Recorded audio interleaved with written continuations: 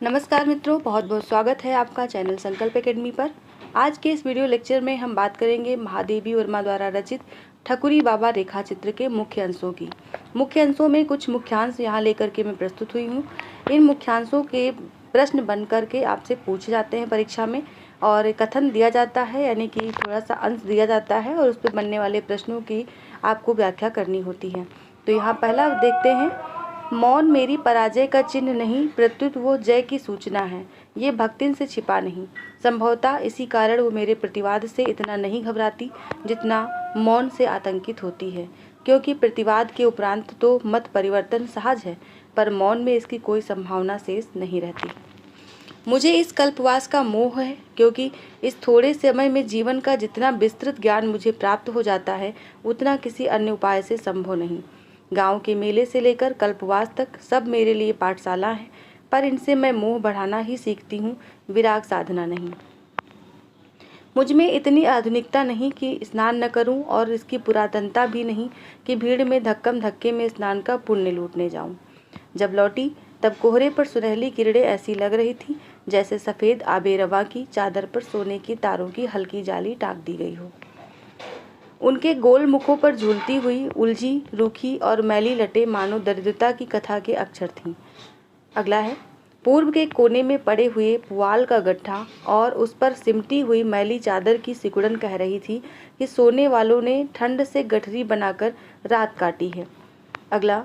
बूढ़े ठकुरी बाबा भाट वंश में अवतीर्ण होने के कारण कवि और कवि होने के सजातीय कहे जा सकते हैं।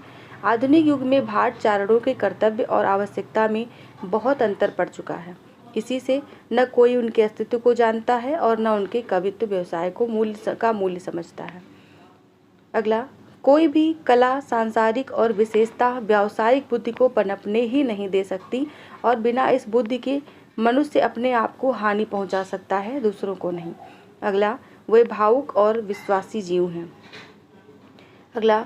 गांव का जीवन इतना उत्पीड़ित और दुर्वाह होता जा रहा है कि उसमें मनुष्यता को विकास के लिए अवकाश मिलना ही कठिन है। अगला।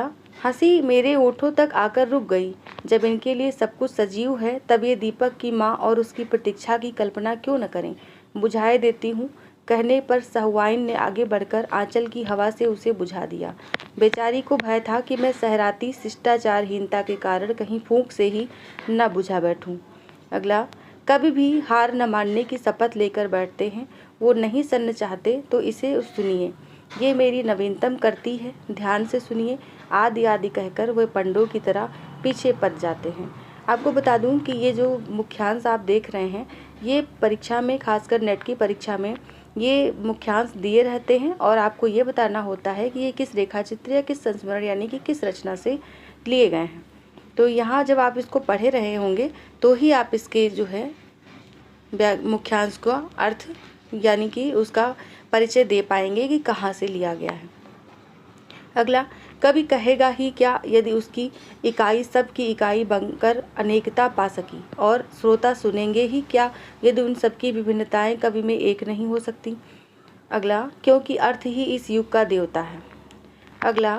मैंने उनसे अधिक सहृदय व्यक्ति काम देखे हैं। यदि वह यह वृद्ध यहाँ न होकर हमारे बीच में होता तो कैसा होता। ये प्रश्न भी मेरे मन में अनेक बार उठ चुका है, पर जीवन के अध्ययन ने मुझे बता दिया है कि इन दिनों समाजों का अंतर मिटा सकना सहज नहीं, उनका बाह्य जीवन दीन है और हमारा अंतर जीवन रिक्त। उस समाज में विकृतियाँ व्यक्तिगत हैं, पर सद्भाव सामूहिक रहते हैं। इसके विपरीत हमारी दुर्बलताएं समष्टिगत हैं, पर शक्ति व्यक्तिक मिलेगी। अगला। आँखों में ममता का वही आलोक था, पर समय ने अपनी छाया डालकर उसे धुंधला कर दिया था। मुख पर वैसे ही उन्मुक्त हंसी का भाव था, पर धीरे धीरे साथ छोड़ने वाले दांतों को याद रखने के लिए ओठों ने अपने ऊपर स्मृति की रेखाएं खींच ली थीं। अगला। धरती से उनका प्रेम इतना सच्चा, जीवन से उनका संबंध ऐसा अटूट है कि उनका कहीं और रहना संभव ही नहीं जान पड़ता। अथर्व के जो गायक अपने आप को धरती का पुत्र कहते थे, ठकुरी बाबा उन्हीं के सजातीय कहे जा सकते हैं। इनके लिए धरती का वरदान, काव्य उसके सौंदर्य की अनुभूति, प्रेम उसके आकर्षण की गति और शक्ति उसकी प्रेरणा का नाम है। अगला। अपनी प्रभाति से वे किसे जगाते हैं, ये कहना कठिन है। आशा करती हूँ कि आप सभी को ये मुख्यांश जो बताए गए ठकुरी बाबा रेखा चित्र के वो समझ में आए होंगे।